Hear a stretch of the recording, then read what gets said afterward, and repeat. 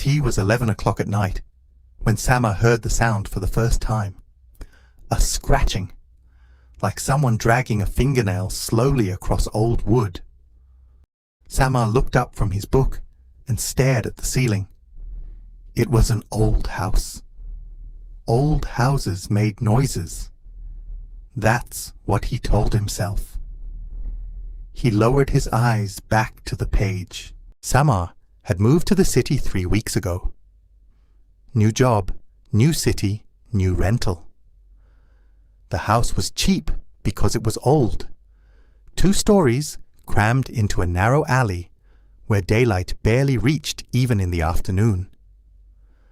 When the landlord handed over the keys, he had said, "Keep the upstairs room locked."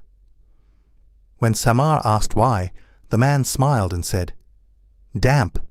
The floor is weak." The first week passed without incident.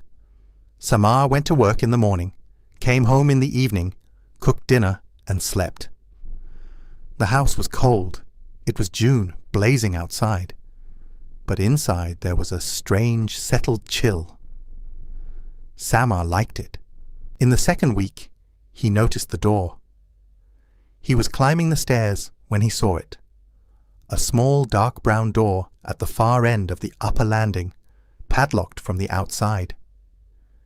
He reached out and touched the wood. It was cold as ice beneath his palm. Damp, probably, he thought, and went back downstairs. The third week, that night, the sound, scratch, scratch, scratch. Samar set down his book. The sound was coming from above, from the locked room. He picked up his phone and called the landlord. The line rang and rang. No answer.